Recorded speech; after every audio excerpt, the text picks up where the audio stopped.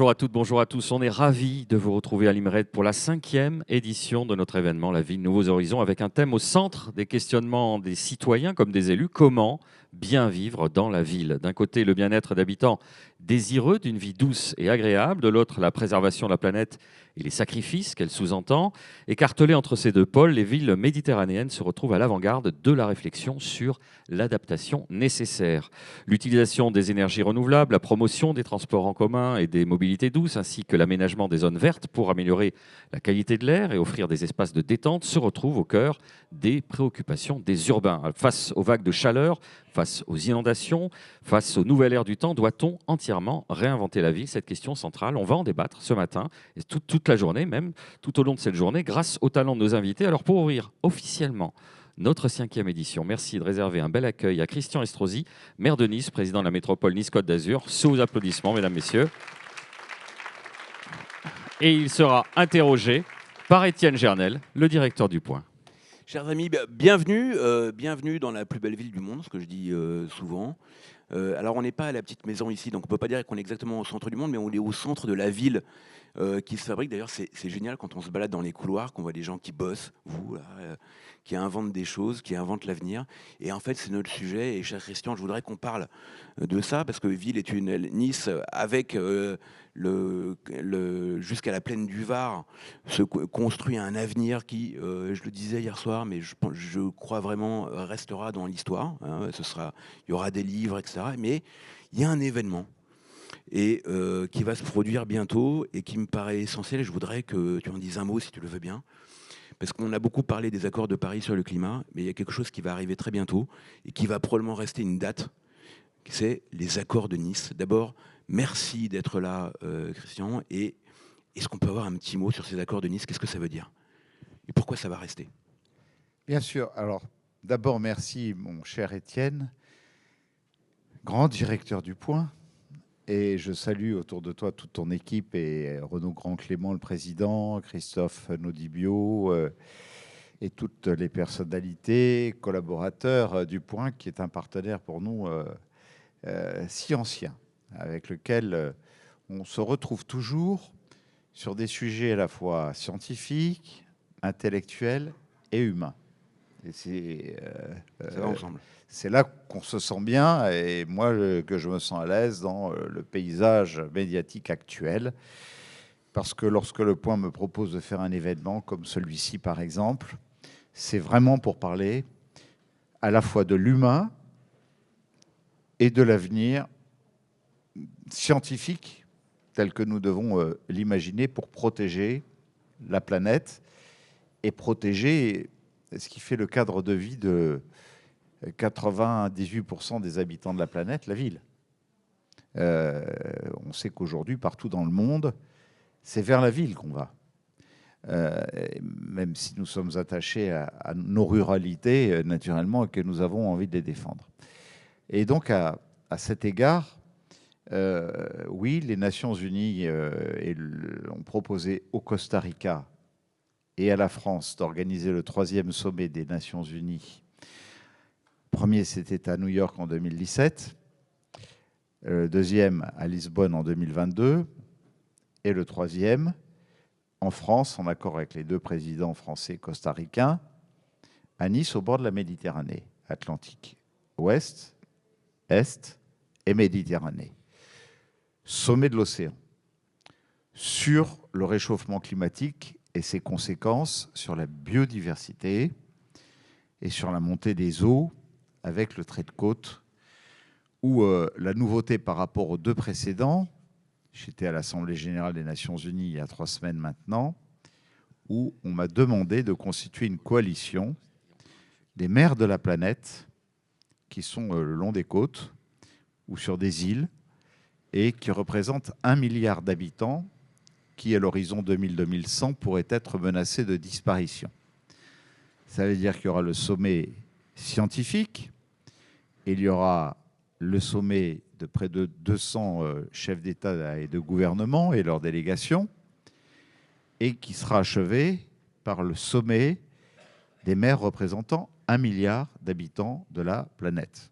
Aujourd'hui, je n'arrête pas d'échanger avec le maire de Rio, avec le gouverneur d'Alexandrie, avec Valérie Plante, la mairesse de Montréal, ou la mairesse de Los Angeles il y a quelques semaines de cela. Et bientôt, je vais rencontrer le maire d'Athènes qui, au fond, est sur le même modèle que le nôtre à Nice. On est vraiment deux villes où on se parle beaucoup sur le 330-300.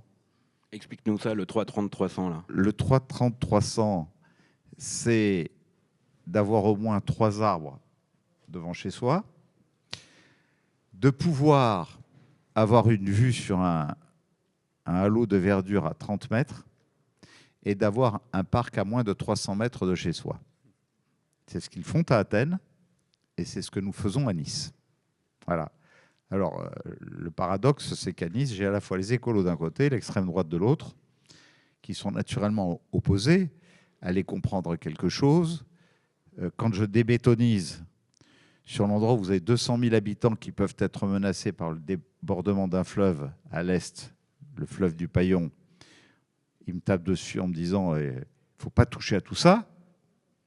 Et pourtant, moi, je vois, quand je remonte l'avenue de la République aujourd'hui, les gens qui me disent, en voyant ce qui se passe à Valence, merci de nous protéger en débétonisant et en permettant, lorsque le Paillon débordera, parce qu'il débordera, de pouvoir s'écouler en surface sans former des masses d'eau qui risquent d'emporter les bagnoles, les rez-de-chaussée, etc., et les gens, naturellement. Et puis, ce sont les mêmes qui vous disent ici, il ne faut pas construire ce bâtiment dans lequel vous êtes. Et pourtant, il est beau. Hein. Et il est pas mal. Hein. Et aux côtés, vous avez les architectures Fujimoto, etc., où nous sommes dans une opération d'intérêt national que j'ai fait adopter lorsque j'étais ministre de l'Aménagement du Territoire en 2007, c'est-à-dire un bassin qui était recouvert de casses automobiles et de hangars industriels à perte de vue, et où, à l'époque où c'était les préfets qui décidaient de tout et qui contrôlaient rien, deuxième moitié du XXe siècle, on laissait faire n'importe quoi, tant et si bien que je dois faire des travaux de dépollution à des endroits où nous plantons une forêt urbaine de 28 hectares. Alors, on me dit, oui, mais regardez ces 3 immeubles qu'on construit. Je dis, oui, mais vous savez que quand on construit la maison avant de planter le jardin et les arbres. Ça, c'est ceux qui n'ont rien compris. C'est pas grave. Mais ça fait partie du débat public. Mais vous êtes dans un lieu qui est extrêmement innovant et où nous avons de l'avance par rapport au plateau de Saclay, notamment sur les énergies. Et oui, pardon, mais non, mais voilà, attends, il ne faut pas te gêner. Je ne vais pas me gêner pour ça. C'est-à-dire que là où vous êtes, on a dépensé des sommes d'argent considérables, à la fois pour faire des digues conformément au plan de prévention des risques d'inondation présenté par l'État. Ensuite, et le tout cofinancé par l'État, puisque nous sommes une opération d'intérêt national dirigée par l'État. Ensuite, nous avons fait des tubulures qui sont en dessous de partout sur près de 50 hectares qui recueillent toutes les eaux de ruissellement des collines pour les conduire dans le fleuve. Et ensuite, vous êtes sur un réseau de 7 km de géothermie qui produit de l'énergie à 5 centimes le kilowattheure, à 30 mètres dans la nappe phréatique, où l'eau, été comme hiver, quelle que soit la température extérieure, est à 15 degrés.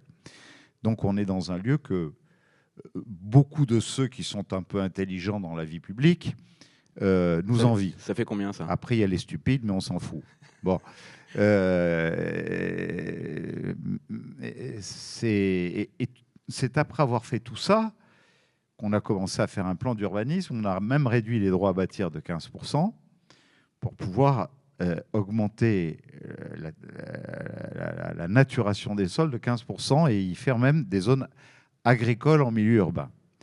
Voilà, je vous dis ça parce que après avoir fait classer la ville de Nice au patrimoine de l'UNESCO sur 450 hectares, ou construire un bâtiment comme celui-ci, ou loger alors que tous les actifs, vous vous rendez compte, notre université et l'enseignement supérieur, je dis sous le contrôle de mon vice-président de la métropole, le doyen Xavier Latour, en charge de l'enseignement supérieur, depuis 2008, est passé de 23 000 étudiants à 55 000.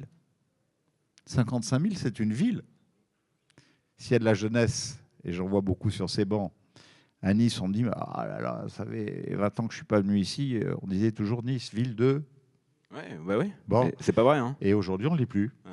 Parce qu'on voit 55 000 jeunes qui vont à la fac, dans nos campus. Vous avez juste à côté le campus de l'innovation. Nous sommes dans ce lien avec le campus de l'innovation et du numérique. On a toutes les grandes écoles centrales, CNAM, Advancity sur l'intelligence artificielle, LISAR sur les jeux vidéo, Simplon sur les métaverses, etc., qui sont installés ici, et en même temps les logements pour les actifs dont on a besoin, et ça représente une toute petite parcelle par rapport à un lieu qui va être un lieu extraordinaire, d'abord protégé, d'abord structuré. C'est la ville intelligente, elle est ici. Ce qui ne va pas nous empêcher, par contre, avec les smart grids et tout, de continuer à faire en sorte que ce type de process, notamment avec la réforme de notre station de traitement des déchets, d'un côté, Aliotis 2, j'insiste là-dessus parce que ça compte beaucoup pour les Nations Unies, qui est reconnu par Olivier Sichel, qui nous a prêté 600 millions d'euros avec la Banque des Territoires pour pouvoir la réaliser, le plus gros projet industriel réalisé par une collectivité en France, qui fait que d'ici 3 ans, on aura réduit notre traitement des eaux usées par 10, réduit la production d'énergie, économie par 10. Deuxièmement, on traite les boues sur place. Troisièmement, on fait de la méthanisation pour faire de l'énergie. Quatrièmement, on passe un contrat avec Dalkia qui fait un autre réseau de chaleur pour alimenter tout l'aéroport et toute la partie ouest des moulins, etc. Ce qui veut dire qu'aujourd'hui, alors que, vous le savez, l'électricité n'est pas libre, puisque l'Union européenne impose qu'elle soit vendue au même prix à tout le monde, alors ça varie de 27 centimes le kilowattheure à 34 centimes le kilowattheure. Nous, on l'a produit à 5 centimes le kilowattheure.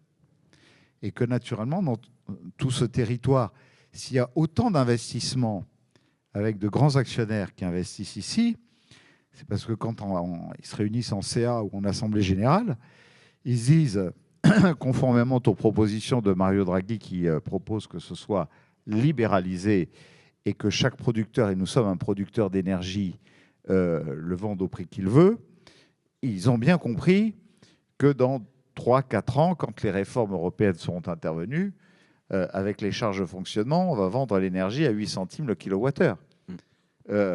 Et avoir un ménage installé à 8 centimes le kilowattheure, alors vous prenez ça, vous prenez la mobilité, vous prenez un territoire où on part de 3200 mètres d'altitude et on gère tous les coulements des eaux sur les bassins versants. Vous prenez le solaire, vous prenez la géothermie, vous prenez la houle marine avec le laboratoire océanographique de Villefranche-sur-Mer, l'observation par le ciel avec l'observatoire de l'Île-Côte d'Azur, des taches rouges et de ce qui au contraire.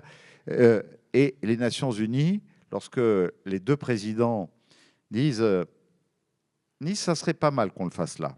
Tous les experts des Nations Unies sont venus ici.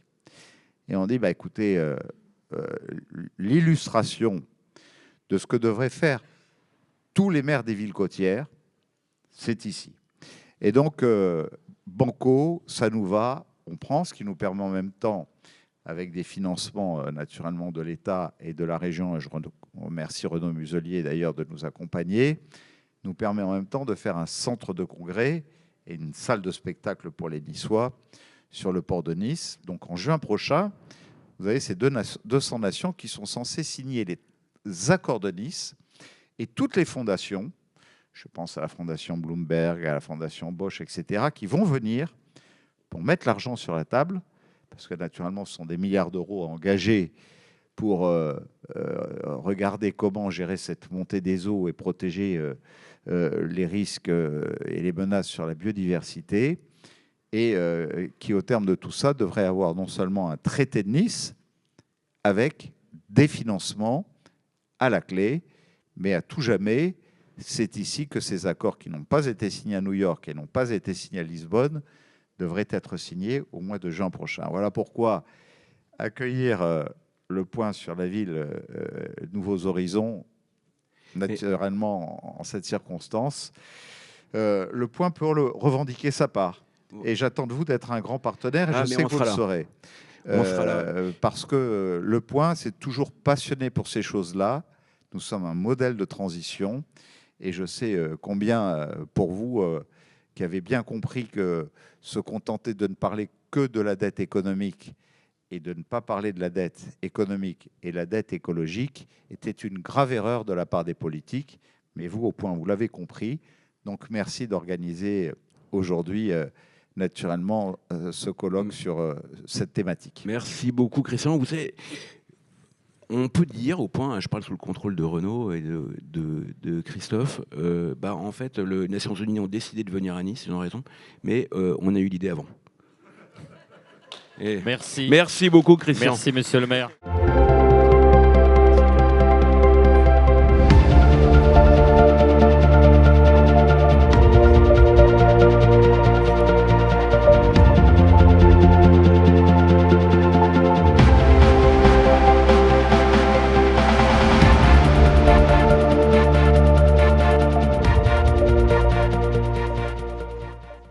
Alors, est-ce qu'on m'entend? Oui, on m'entend. Cher Xavier, non, on a envie d'avoir des nouvelles.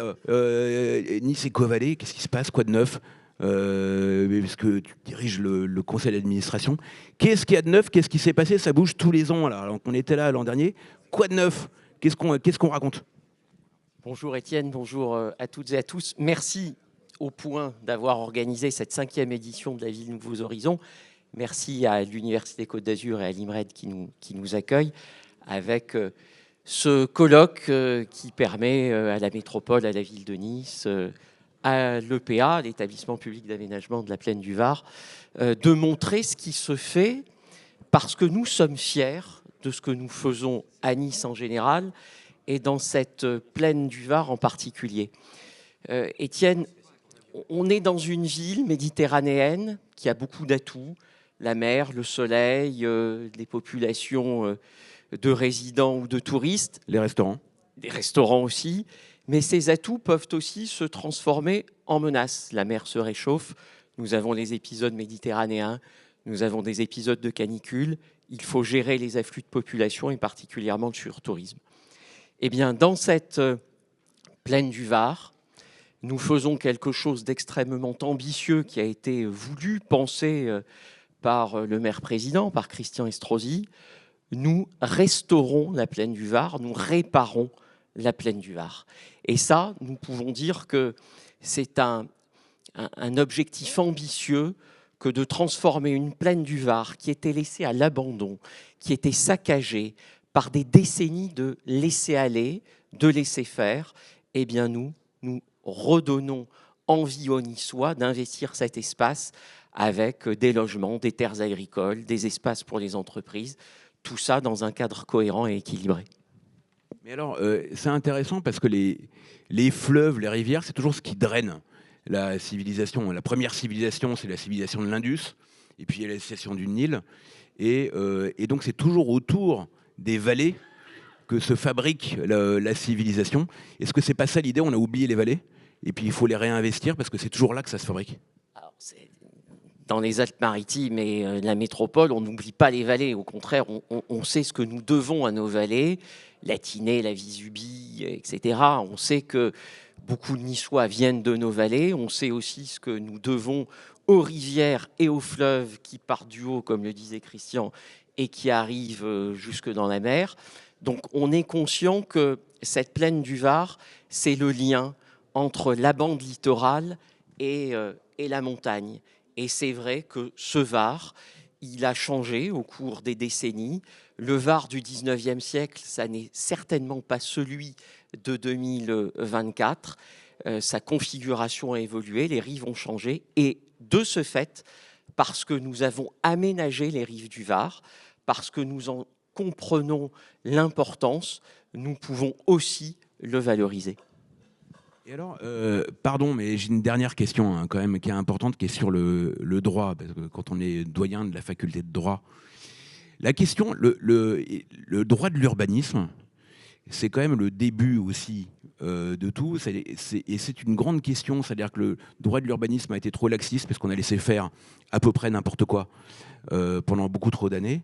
Et puis, en même temps, c'est aussi le sujet de l'innovation, de la capacité à mener des projets rapidement. C'est quoi là? Est-ce qu'il y a une réflexion importante à faire là-dessus, sur notre manière de réguler l'espace urbain d'un point de vue juridique? Il y a des équilibres à trouver en droit de l'urbanisme comme dans les autres branches du droit, mais l'urbanisme est vraiment un bon exemple. Sur la plaine du Var, nous appliquons le zéro artificialisation nette.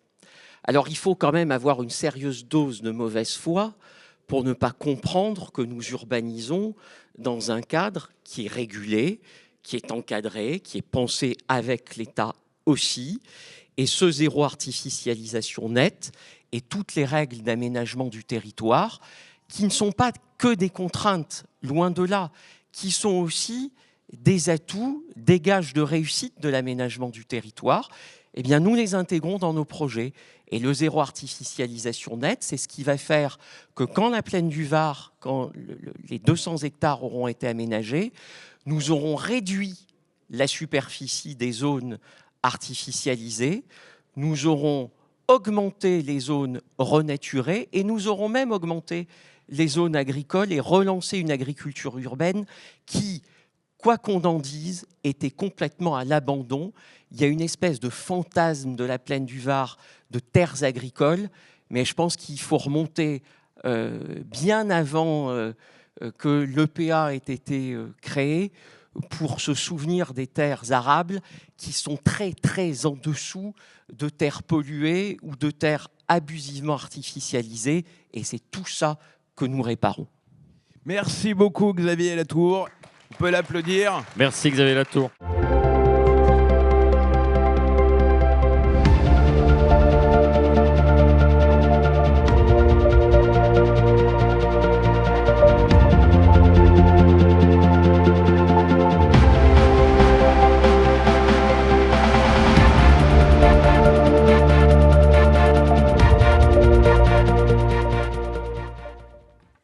Bien, chers amis, c'est parti. Alors, bienvenue Nathalie Collin. Nathalie Collin, qui directrice générale du groupe La Poste pour le grand public et le numérique. Oui.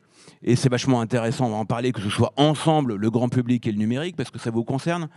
Il paraît que certains d'entre vous ont déjà utilisé Google.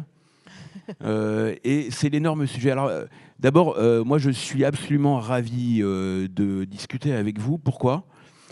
J'observe quand même le monde de l'économie et de l'État depuis 23 ans maintenant que je suis journaliste. Et je suis en plus au départ un journaliste éco. Et j'ai suivi les entreprises sur Internet. Et la réalité, c'est que je ne connais pas un seul exemple en France d'une entreprise qui s'est autant transformée que La Poste ces 10 dernières années. Et quand on dit souvent on ne peut rien faire, c'est trop compliqué, La Poste prouve le contraire. Et donc, vous êtes là en tant que prof, quoi. Experte en transformation, comment on fait, et c'est toujours bien d'avoir des profs qui ont déjà fait des choses, d'ailleurs vous le savez ici à l'IMRED, les bons profs très souvent c'est aussi des gens qui ont fait des choses par eux-mêmes. Donc merci, et merci d'être là par nous. Et j'ai envie de commencer par une question très bête. La politique, ça prend un peu de place dans la vie de la France, et on a récemment eu 2-3 soubresauts en France, et j'ai été très frappé par le discours de Michel Barnier quand il est arrivé à Matignon, sur le perron de Matignon. Il dit il faut faire beaucoup avec peu. Et alors ça a été beaucoup repris d'ailleurs. Personne ne sait exactement ce que ça veut dire, mais à La Poste on sait un peu. C'est-à-dire qu'un service public, comment est-ce qu'on fait ? C'est l'énorme sujet d'aujourd'hui. On voit bien l'État est au bord de la banqueroute, on a des vrais problèmes de financement des services publics, et en même temps il y a une demande très forte des services publics. Comment est-ce qu'on fait pour faire beaucoup avec peu ? Madame la professeure. Alors, on fait un peu ça tous les jours à La Poste, c'est vrai. Je voudrais d'abord rendre hommage à Christian Estrosi parce qu'il est maire de Nice, bien sûr, il fait un travail formidable, mais il a été ministre. Et c'est lui qui a préparé cette loi qui a fait que La Poste est devenue une société anonyme.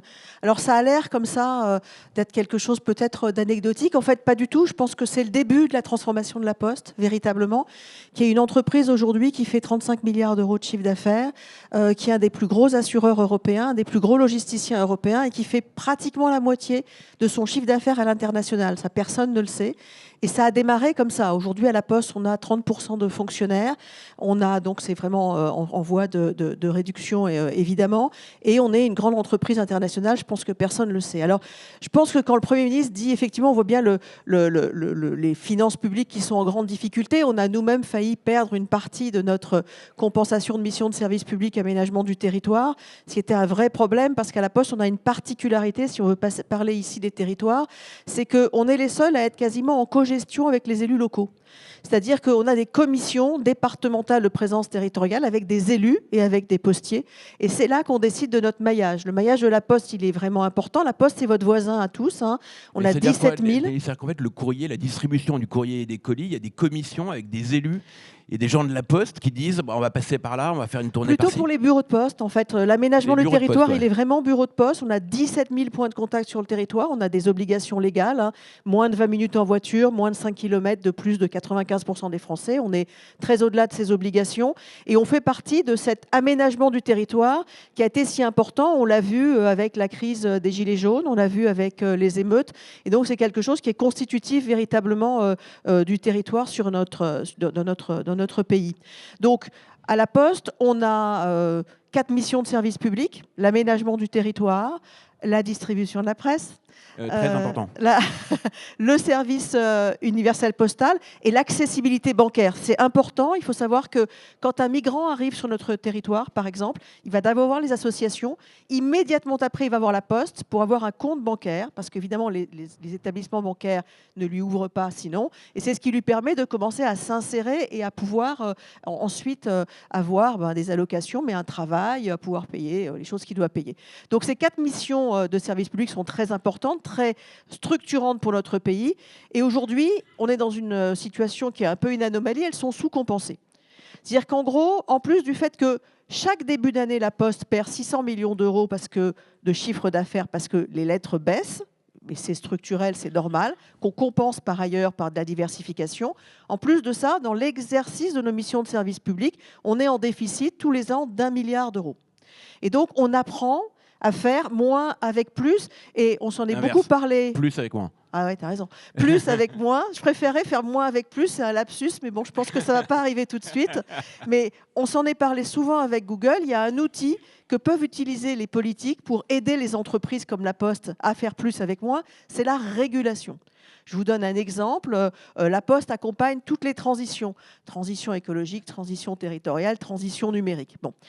Dans ces transitions, on voit bien qu'il y a quand même y avoir un problème, qui est que toutes ces livraisons qui génèrent des camions, des cartons dans les centres-villes, etc., ça devient compliqué. On a beaucoup travaillé sur la logistique urbaine avec la Poste.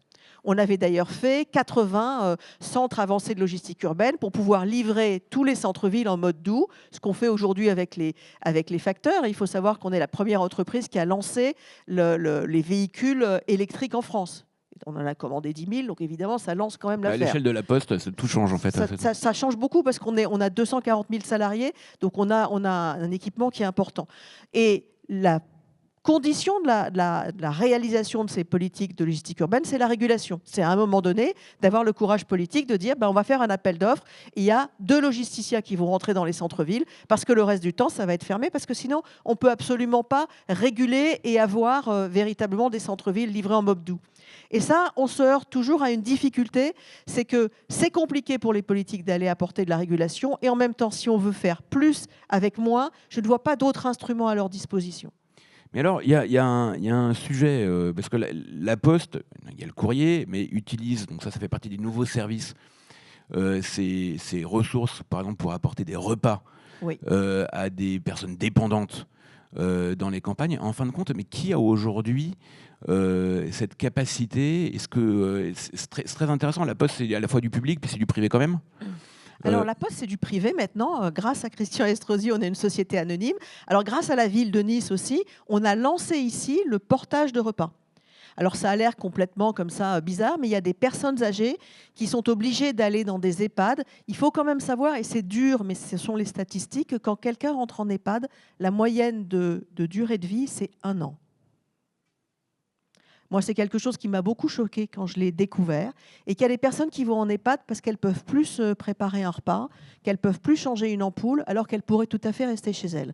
Donc, on travaille beaucoup avec les CCAS. Moi, j'étais à La Réunion il y a 15 jours. J'ai signé avec la CCAS, c'est les caisses d'aide sociale de la Réunion, un accord pour apporter, grâce à notre maillage. Il faut voir que la Poste, ce sont 60 000 facteurs qui sillonnent toutes les rues de notre territoire tous les jours et 17 000 points de contact. Donc on a le maillage territorial le plus fin au service de la population.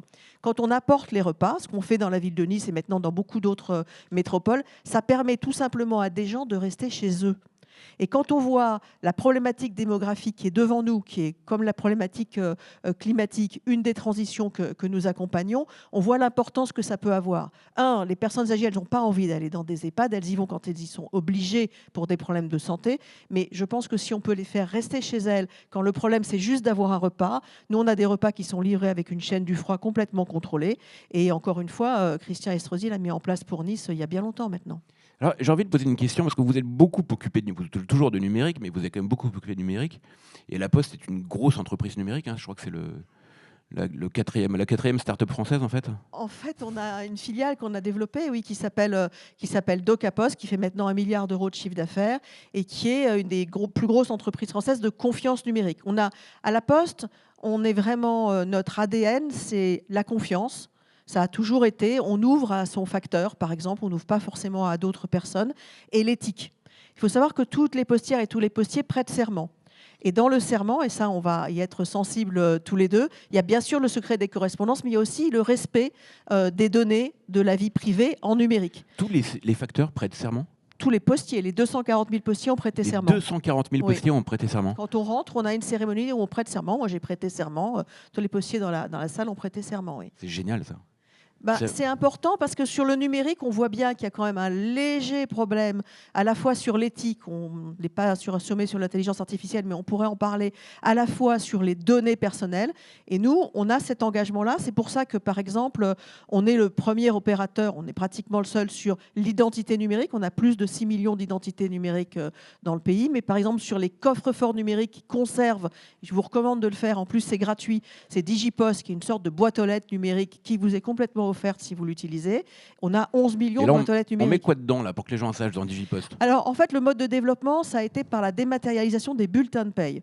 Aujourd'hui, on a plus de 50% de part de marché de dématérialisation des bulletins de paye et on met ces bulletins de paye, enfin votre employeur met vos bulletins de paye dans Digipost. Mais vous pouvez mettre plein d'autres choses et si vous prenez 5 minutes pour faire une vraie arborescence de ce que vous avez dans Digipost, c'est un coffre-fort qui est souverain, qui est hébergé en France, dans lequel on ne va jamais rentrer dans vos données et qui vous permet de ne pas perdre vos data. La Poste, en fait, a toujours été, moi j'aime bien dire ça parce qu'elle a toujours été au milieu du village. À côté de la mairie, il y a toujours eu la Poste, il y a toujours la Poste. Mais maintenant, elle est autour de vous en numérique.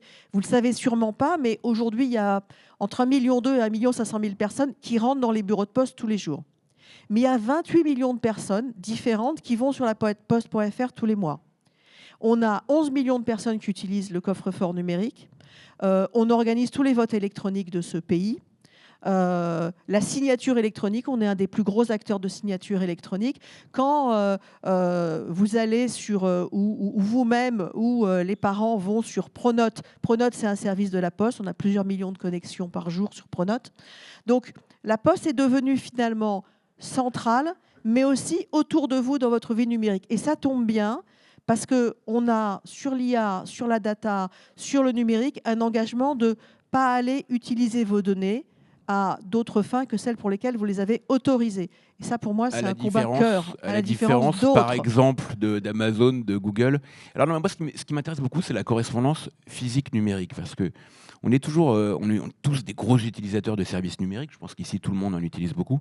Sauf que je pense que personne ici n'a jamais eu au téléphone quelqu'un de Google ou quelqu'un d'Amazon. Je pense que personne n'a jamais croisé en vrai quelqu'un d'Amazon ou quelqu'un de Google. Et à la Poste, on peut les voir. Est-ce que ce sujet-là de la correspondance, c'est-à-dire ce qu'on peut avoir des services numériques qu'on utilise à 2h du matin quand on rentre, moi je rentre plutôt que ça, hein, il y a des gens, il faut qu'il y ait la fête ici, mais moi en général je rentre plutôt que ça. Et cette question-là, de la relation liée à la question de la ville, c'est que tout service numérique doit avoir un point dans la ville. Si on n'a pas un point dans la ville, est-ce qu'on peut avoir confiance ? Est-ce qu'on n'a pas quelqu'un en face de nous, est-ce qu'on peut avoir confiance ? Alors on voit bien, c'est ce qui a fait l'identité numérique, par exemple, c'est un bon exemple. On a plus de 6 millions d'identités numériques. C'est vraiment un objet numérique de gens qui savent se servir du numérique. Plus de la moitié, alors que le parcours en ligne est vraiment facile, plus de la moitié des personnes sont venues les faire en bureau de poste parce qu'ils veulent cette réassurance d'être sûr que s'ils se trompent, il ne va pas y avoir une catastrophe ou un problème. Aujourd'hui, dans nos bureaux de poste, on travaille beaucoup avec les municipalités, avec les associations à l'inclusion numérique. L'inclusion numérique, ce n'est pas un truc de vieux. Il y a autant de jeunes que de vieux qui ont du mal avec le numérique. Pourquoi ? Si vous avez un problème d'alphabétisation ou même un problème juste, vous n'avez pas les moyens d'avoir accès à la fibre, etc., c'est compliqué parfois d'avoir accès au numérique. C'est une étude de Jean-Noël Barrot quand il était secrétaire d'État. Il y a 30% de nos concitoyens qui ont un accès difficile au numérique. À la Poste, cette année, par exemple, on aura travaillé sur l'inclusion numérique de plus de 1 600 000 personnes. C'est des gens qui rentrent, qui ne savent pas se servir. Vous avez alors bien sûr des personnes âgées qui ont perdu leur code pour aller sur le compte de la CNAV ou de la CNAM, mais vous avez aussi des jeunes qui ne sont pas capables de remplir des dossiers pour rentrer ou pour avoir des aides. Et ça, c'est important parce qu'il y a un nombre, je n'ai pas le taux là, mais un nombre d'aides qui ne sont pas utilisées par les gens dans ce pays parce que simplement, ils ne savent pas y avoir accès, qui est absolument anormal. Donc, on fait ce travail-là. Mais la Poste a toujours fait ce travail. La Poste a été d'abord la Poste royale sous Louis XI, et puis elle a démocratisé la lettre. Elle a démocratisé le colis. Elle a aussi démocratisé le compte chèque. Le compte chèque postal, ça a été un moment l'accès au chèque de tout le monde. Elle est aussi une entreprise qui démocratise les choses vis-à-vis des femmes en termes de promotion. Et moi, ça, j'y tiens beaucoup. On est partout sur tout le territoire. On a 52% de femmes à la Poste. C'est la seule grande entreprise que je connaisse où les femmes gagnent 0,2% de plus que les hommes. Pourquoi ? Non, mais c'est énorme, ce truc. Ça fait 10 ans qu'on a des enveloppes d'égalité femmes-hommes en termes de salaire et on les a utilisées. Cette année, on va en utiliser pour les hommes. Non, mais et ça, énorme. je trouve que c'est un C'est succès. énorme, bah oui, on peut appeler. C'est quand même énorme, ce truc. Mais je connais pas d'autres exemples, moi. Moi, j'en connais pas. J'étais à un colloque où on me disait, c'est un colloque de femmes, qui disait oui, alors nous allons arrêter de travailler, c'est la semaine dernière, vendredi, puisqu'on gagne à partir de vendredi moins que les hommes, donc on gagne moins. Alors moi, mon président, il a trouvé le moyen de nous faire bosser en fait jusqu'à la fin de l'année, parce que comme on gagne plus, j'ai peur qu'on soit obligé de travailler le 31 décembre au soir. On n'a rien sans rien. Hein. C'est comme ça, hein. C'est la vie. Je voudrais revenir 2 secondes, mais ça c'est très impressionnant cette histoire, parce que ça prouve que la boucle a été bouclée.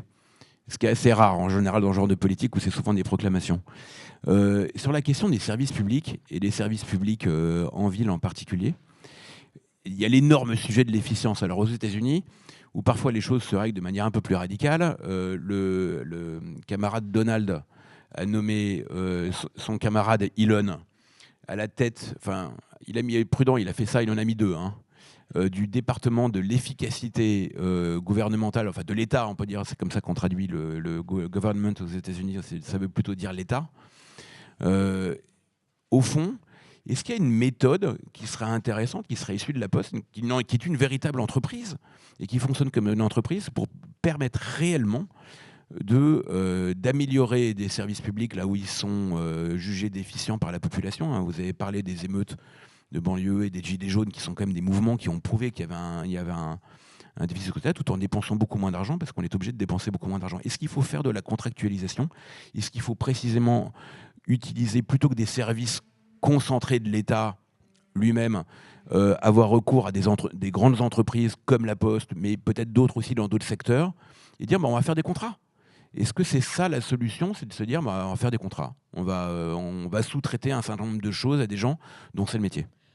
En tout cas, moi, je crois beaucoup. Nous, on a la chance d'avoir des missions de service public, d'avoir la confiance de nos concitoyens et d'avoir en même temps une grande activité dans le domaine concurrentiel. Et je trouve que c'est important parce que c'est pas parce on a beaucoup cette discussion à la Poste, c'est pas parce qu'on fait du service public qu'on doit oublier l'efficience. Il n'y a pas de raison de faire du service public à n'importe quel prix. Il n'y a pas de raison de faire du service public uniquement en physique ou uniquement en digital. Et je pense que ces grands mouvements de balancier, de ces boîtes qui ont fait tout à coup on a plein de guichets, après on n'a plus du tout de guichets, les gens sont paumés, ils ne savent pas se servir du digital. Je pense que notre responsabilité quand on fait du service public, c'est d'être accessible à tout le monde. Donc on doit aller du tout physique au tout digital. Et c'est la beauté du digital, c'est que ça permet d'allouer les ressources là où on en a besoin. C'est-à-dire de passer beaucoup de temps. Nous, on a aujourd'hui des camions qui se baladent dans des villages où il y a 80 habitants. Sauf qu'à à cet endroit-là, si on n'y est pas, personne n'y va. Et qu'on rend un service considérable en préparant un dossier pour la maison de service public ou alors en faisant des photocopies, ça a l'air idiot. Et pour les gens pour qui on le fait, c'est super important. La rentabilité est catastrophique, vous pouvez bien imaginer, c'est dramatique. Puis de l'autre côté, on a des gens qui font toutes leurs opérations en digital, qui nous coûtent beaucoup moins cher et qui sont plus rentables. C'est ça la solidarité et ça le modèle quand même français par rapport au modèle américain. C'est qu'on cotise tous finalement pour un service qui a le même prix, c'est la péréquation sur le territoire, etc. Mais certains vont être moins coûteux à un moment de leur vie, puis plus à un autre moment. Et c'est comme ça qu'on a construit notre modèle de sécurité sociale. Ça fonctionne plutôt pas mal. Donc je pense que l'efficience des services publics, elle est importante. L'autre chose, moi je crois en la régulation, je suis désolée, je crois au pouvoir politique, je crois en la régulation. Je pense qu'on ne l'utilise pas assez comme une arme. Ce n'est pas de créer des taxes, la régulation. C'est de dire qu'à un moment donné, pour que les choses soient possibles et efficientes, il faut permettre aux acteurs qui le font correctement de le faire. Il n'y a pas de raison, par exemple, d'inonder les centres-villes de carton et de ne pas faire en sorte qu'on puisse les retraiter ou qu'on puisse en faire que ça arrive en mode doux et que ça inonde pas complètement nos centres-villes. Et puis, je crois aussi à la mutualisation. Et là, on a beaucoup de mal. Quand on voit, on n'aura pas les moyens d'avoir je ne sais combien de réseaux au national. On le voit d'ailleurs, beaucoup de services publics se désengagent de leur réseau, ce qui fait que nos concitoyens sont obligés de le faire en numérique. Ils sont capables, ils ne sont pas capables. Nous, on a participer au plan maison de service au public. On en a 400 qui sont postales. Je pense que c'est important de développer. Ouais, j'étais en Corse il y a 2 mois et on lançait dans des villages, franchement des villages d'une centaine d'habitants, des facteurs guichetiers. Donc on mutualise chez nous entre la distribution et le guichet. Pourquoi ? Parce qu'il n'y a pas assez de gens. Des facteurs guichetiers dans lesquels on a mis une antenne maison de service au public. C'est-à-dire que les gens qui sont là, c'est des villages, il faut 2 heures pour y aller en voiture parce que ce sont des villages qui sont isolés et qui sont en montagne. Les personnes qui sont là, qui sont âgées, ne peuvent pas se déplacer. Elles peuvent aller au bureau de poste, il est ouvert que l'après-midi, faire leur photocopie, avoir accès à leur compte. Quand j'y étais, il y a une personne qui faisait une carte grise. Et ça, c'est de la mutualisation. Si l'État n'accompagne pas une mutualisation, il n'a aucune chance de faire des économies. Alors, en revanche, parce qu'on parle de régulation, le grand sujet, évidemment, c'est la régulation de la concurrence, et qui est un domaine, d'ailleurs, sur lequel peuvent s'accorder à la fois les socialistes et les libéraux. Et c'est un vrai sujet. Alors, quand on discutait tout à l'heure, vous disiez il faut savoir réguler gros. Est-ce que c'est pas frappant ça ? Parce que ça, c'est un des grands sujets. On voit bien les gilets jaunes sont beaucoup nés d'un excès de régulation de la vie des individus. Alors, c'est mon chauffe-eau, on va m'obliger à le changer et je rouspète parce que ça me coûte une blinde. Et qu'à l'inverse, on est incapable de réguler, par exemple, Amazon ou Google, qui payent peu d'impôts par rapport à leur activité et qui ont à peu près tous les droits un peu partout sans avoir beaucoup d'obligations. Est-ce que ce sujet-là, c'est qu'on arrive à réguler les gens et qu'il faut savoir réguler les gens, les grosses entreprises qui s'extraient, on va dire, de la plupart des contraintes ? Mais bien sûr, on voit bien, prenons un exemple, vous l'avez tous, de l'obsolescence programmée des téléphones, par exemple. Donc on va demander aux gens d'aller changer effectivement leur chauffe-eau, leur mode de chauffage, qui est très onéreux. Les aides sont très compliquées à avoir. Il n'y a pas vraiment d'assistance. Donc les gens sont perdus. Ils n'ont pas les moyens de le faire. Donc ils sont désemparés. Demain, leur appartement sera plus louable parce que c'est une passoire thermique et que ça coûte trop cher, par exemple. Et puis d'un autre côté, on ne va pas aller réguler les batteries des téléphones qui sont collées par les Chinois dans les téléphones, on ne peut pas les changer, donc le téléphone est foutu, même s'il a que 3 ans et qu'il pourrait complètement fonctionner. Ou alors des applications, quand vous avez un Samsung, au bout de 4 ans, les applications ne fonctionnent plus et on est obligé de virer le téléphone. Donc je pense qu'effectivement, la régulation, elle doit d'abord être sur ce qu'on appelle le to-be, c'est-à-dire les émetteurs, parce que d'abord, c'est beaucoup plus large et qu'effectivement, on pourrait très bien réguler l'accès aux villes, par exemple. Tout simplement parce que sinon, alors on régule pour les gens, vous allez voir à Paris, il y a trois voies pour les vélos, une pour les taxis et une pour les bagnoles. Très bien, sauf que le nombre de camions qui entrent dans les villes pour livrer génère énormément d'embouteillages. Ça, on ne le régule pas. Alors par contre, que le mec qui a 3 gosses et qui veut aller avec son machin et sa poussette, il ne peut pas aller à l'école, quoi. Donc je pense qu'effectivement, on doit s'attaquer à la régulation de notre environnement. Et d'autres l'ont dit avant moi, foutre un peu la paix aux Français. Voilà, exactement. Et alors, Nathalie, j'ai une question. Il y a toujours une question piège dans chaque interview. Et celle-là, c'est ma question piège favorite et qui ne s'applique qu'à la Poste. À la Poste, a-t-on ou n'a-t-on pas d'informations, de statistiques, de données secrètes ? Sait-on si on envoie, les gens envoient encore des lettres d'amour. Alors, on ne sait pas ce qu'il y a dans les lettres. Ah, c'est le fameux serment, ça. Ah oui, on n'a pas le droit, c'est le secret des correspondances. Et si d'autres s'étaient fondés sur ce secret, on serait beaucoup moins emmerdés. Mais par contre, on a un truc formidable qui ouvre bientôt, qui est le secrétariat du Père Noël. Ah oui. Et ça, moi, j'y suis très sensible. Je vais aller l'inaugurer dans 15 jours. Tout le monde peut envoyer une lettre au Père Noël sans la franchir. Et on y répond. On a des petits lutins qui y répondent. On recrute des jeunes qui font ça, et des moins jeunes d'ailleurs. Et donc, ces lettres, on les voit. Et ce qui est très touchant, et ça peut faire une bonne conclusion, c'est que ce n'est pas des lettres d'amour, il y a énormément de lettres de solitude. C'est-à-dire qu'il y a beaucoup d'adultes qui écrivent, alors il y a des enfants qui demandent des jouets, mais il y a beaucoup d'adultes qui écrivent au secrétariat du personnel pour qu'on leur réponde, parce qu'ils n'ont plus de contacts sociaux et qu'ils ont besoin de ce contact-là. C'est presque des lettres d'amour, en vérité, parce que les gens leur besoin d'amour, répondent, peut-être de aussi. besoin d'amour, les gens leur répondent, et moi je trouve ça extrêmement touchant.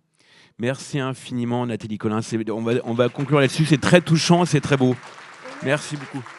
C'est ça le service public. Quelle belle conclusion. Merci. On se retrouve dans quelques minutes pour la table. Le destin des villes méditerranéennes, s'adapter ou mourir. À tout de suite.